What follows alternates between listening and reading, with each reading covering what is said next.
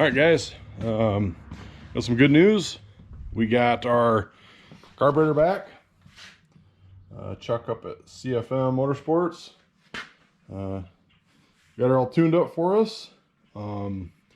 Also good news, we do have some, the bumpers are done and they are ready to be picked up or delivered, depending on which one happens first. So also good news. And yeah, so we're gonna see if we can get this bad boy fired up today. We got the distributor in, brand new distributor came in. We got the inside tweaked and set up for us. We got the plug wires ran. I hope Adam did his side right. Well, I hope I did my side right, but we got that taken care of. Carburetor's mounted, and I'm working on the fuel line. I got to tighten up some fittings, and we're gonna connect some stuff here, and hopefully here in the next 10-15 minutes we'll be ready to crank this baby up. I gotta put fuel in, so we still got fuel. I'm not sure if anyone else's town does this or not, but if you can hear that, we got a 6 o'clock whistle. We also have a 12 o'clock whistle during the day, so that's just going off. We're gonna try and get this cranked up before it gets too late here, because again, I got lots of neighbors and don't want to make them upset, so we'll try and have this done so it isn't too late. All these fittings tightened up. All right.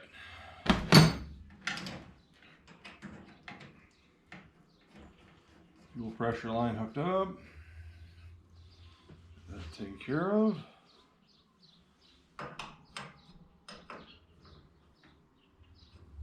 The distributor plugged in. Oops. I hope this is gonna reach.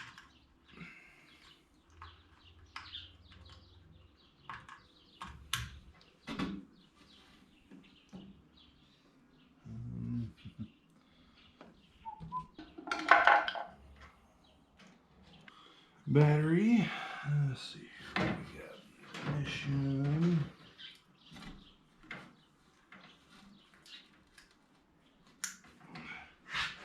Got ignition hooked up.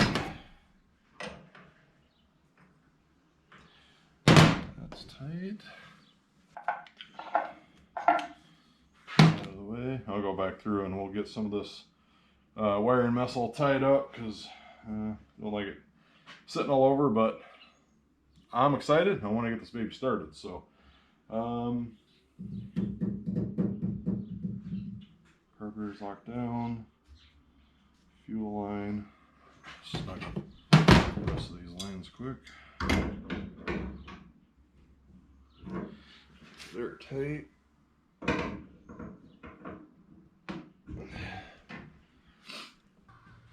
So another thing we got to do too is put some fuel in it.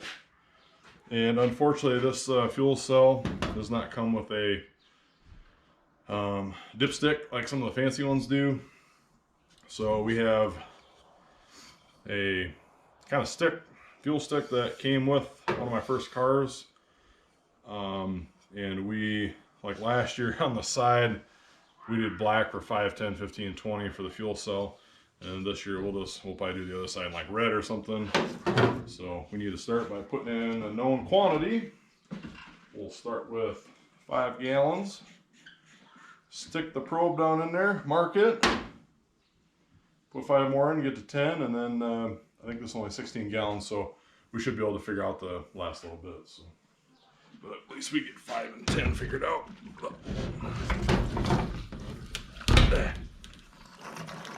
Spilling a whole bunch.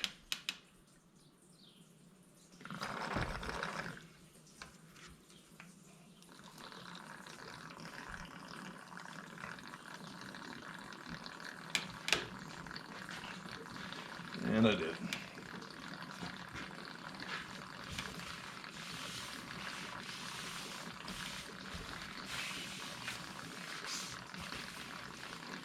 Just gotta make sure I'm having a little smoking around here.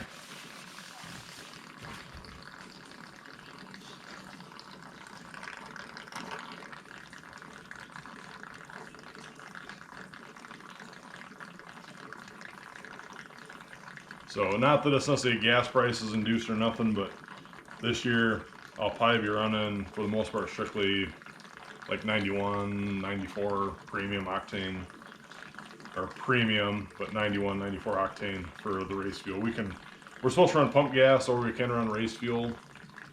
We can run like 110, I think, is what tracks sometimes carry for race gas. But with prices this year and stuff like that, it's going to be pretty expensive. So in the past, I have done like 50-50. Like about every other tank I put in, I'll put 5 gallons of race fuel in. It's supposed to be better for the like upper cylinder stuff in the engines, but I used to only run just like 89 non-ethanol. That's probably what I would recommend, is don't ever run ethanol in these things. They're not necessarily built to handle the ethanol very well. So at least some of the components, or you'll have problems with them. But at least running non-ethanol fuel, whether it be 89, 91, 94. 91's a little bit harder for us to find. So we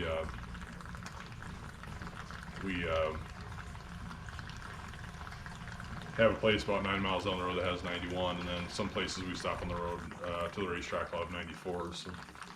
All right, after cleaning up my spill, I guess it wasn't a Juan Valdez type spill, but now we're gonna put 5 more in, measured out, and you can kind of see I put a little mark there in red, and I'll mark the side once the fuel dries. I didn't know if it would mark real well, so I'm just kind of putting a mark on it. Now we'll put the other 5 in, and doing this without spilling is harder than I thought. Urgh. Hoses are so stiff from winter. Let's put in there.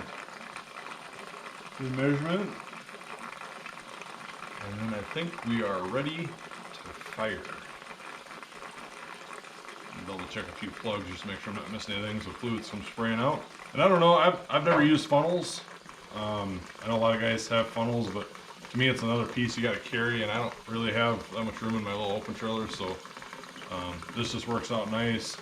It comes with the spouts on it. It seems to be, it seals up pretty good. I haven't had any issues with contaminants or anything like that, which I know funnels you got to clean them once in a while. So this, you just pop the cap and let her go, and unless you're in a great big hurry, they're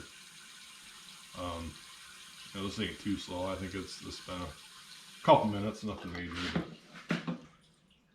And typically in the summer, the hoses will be a little bit more flexible, so they're not as stiff. Right now it's about 48 degrees outside. That's not the right cap, but yeah, so they're pretty stiff, and I can't get them to bend in the spout. And of course, this fuel cell sits a little bit lower than my last one. A little bit harder to get to, but we'll get it figured out. Okay.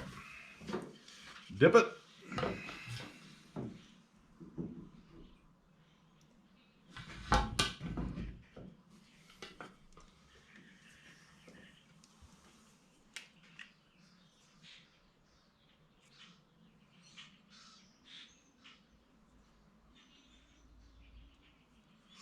And this kind of does make sense. So even though it's a big gap to 5 and then a little gap 5 to 10, this is actually a wedge shaped fuel cell. So the more you put in it, the bigger the area is, the so-called volume. So actually, as we get higher, I perceive that like 16, maybe actually pretty close to 10. So but we probably won't get that full. I don't necessarily like to carry a lot of fuel. A, it's weight. B, and it's just a unnecessary fire hazard in my minds. If we have to need the weight, I'd rather put lead on, so a little bit safer. We'll let that dry, and then we'll mark it. We'll get our cap put on.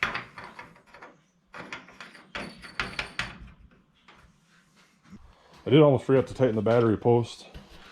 I got all these tightened, all the fittings tight. I don't have a belt under yet. I'm gonna get a new belt, so that's coming. So yeah, I think it's ready to give this baby a whirl. I don't think any of the wires are gonna touch the header, so that's good. stand here. So we're getting ready to fire this bad boy, and one of the things you got to do is you got to take, I got to take this off because I won't be using this anymore, but take and put some fuel in a pop bottle or an old gear grease bottle, something like that, and then come on, get out of there. Pete those in their ways. Anyway, use these tops come off of like the gear grease, and just barely snip the end of it off. You can see that, and then you can stick it down your vent and pour some fuel in the bowl, so you don't have to crank it so long. It doesn't usually take a whole lot. Basically just enough that you can squirt it out the boosters. Grab my timing light.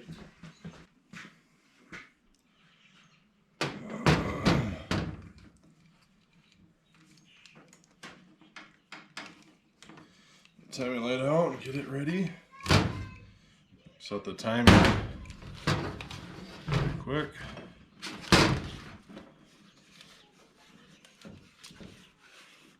This, just go down here and find number 1. That's this one.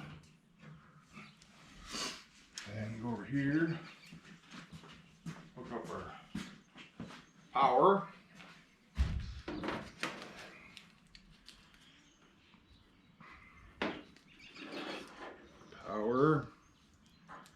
Ground.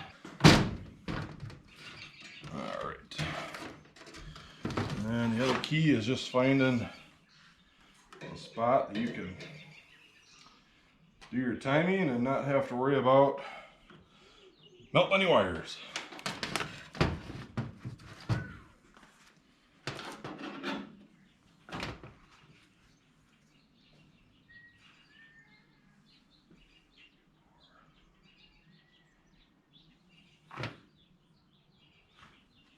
We'll whirl it over just a little bit to get some fluids moving. Check for any leaks. Got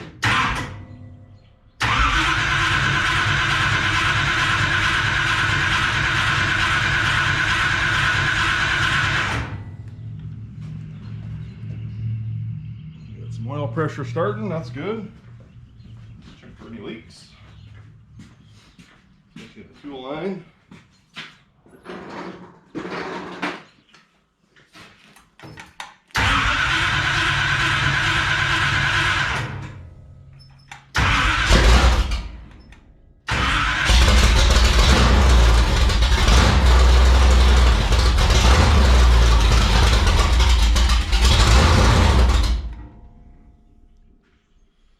Let's see here. Try it back just a little bit.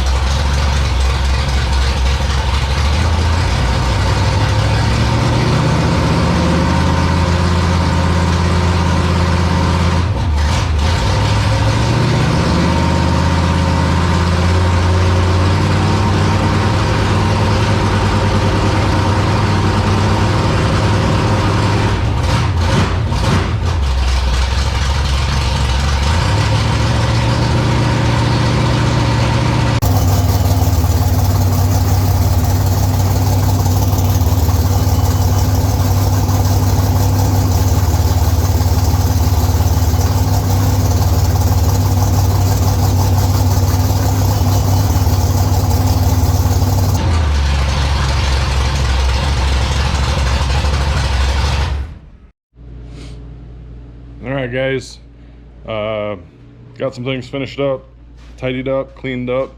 Just wanted to give you guys a quick look at basically what our car is pretty much complete. I went through and did some tires and got the right tires on for a scale session, and finished up 2 things with panels on, and we got bumpers on, and I just want to give you guys a quick rundown of what it looks like. So this is our Skyrocket Sport Mod, and you can see we got our bumpers back. They are painted that killer metal vein, silver vein color. We got those back from Pat's powder coating yesterday. But this is all the body panels installed.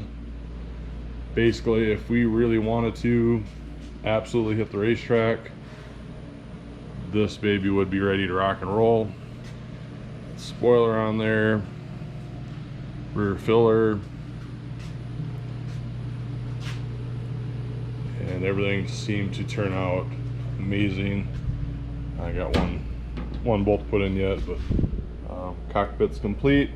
Got the jumbo seat in there for the big boy, and we got the cockpit deflector and the extension put on. Brand new shifters. Obviously we've talked about these before, they're all in. About the only thing I'm waiting on is the window guard, the window screen, rock guard, which protects me from larger objects than just clumps of mud. So yeah, so motor fired up and ran like a champ. So I've got the air cleaner installed. I really like how that turned out. I like how it's above the hood, getting a little bit of fresh air. This is still not quite bolted down, but it's just kind of mocked up there. We'll have to fasten that down at some point, but for the most part, yeah, it's kind of complete. So this may conclude my videos for a little bit anyway. We'll have to see how much we can maybe film or document when we're at the chassis builder, but we will see about that. And yeah, we're just kind of waiting on race season to start, and I think I reiterate again, we're gonna try and hit the first night we'll see any dirt race wise is actually gonna be a test and tune at Hancock County Speedway, or sorry, nope, my bad, back up, Kossuth County Speedway, down in Algona, on April 28th, I believe. And then from there, I think our first actual race that we've kind of talked about might be, I believe there is a race coming up first part of May at Clay County Speedway, down in Spencer. So that might be our first actual competition. And then from there, we may end up hitting Algona for the first couple nights. We'll see how that all goes. And then we will start off weekly racing consistently at Worthington Speedway, Raceway. I don't know which ones are which, but and that'll be towards the end of May. So we'll hit up a couple races there. And then our season will be full swing, and that'll be about summer break for the kiddos, and that'll be nice to have some family time, head off to the races, take some time off. As of right now, I don't have much planned for this summer. I think there is a Midwest Madness tour that will hit Worthington, Clay County and Spencer, Buena Vista in Alta. I don't remember what Harlan's actually called, but yeah, Harlan, Iowa has a racetrack that's on that tour, and then that finishes in Stewart, and that will be 5 nights of racing. Yeah, 5 nights, 4 nights, 4 nights. I just set them off and I forgot already. But yeah, that's a nice little tour. We did that last year and that was fun. So we're going to try and hit that up again. And knowing that it hits Worthington will be helpful for us. We did pretty good up there last year. Had better results than we expected. So looking forward to that.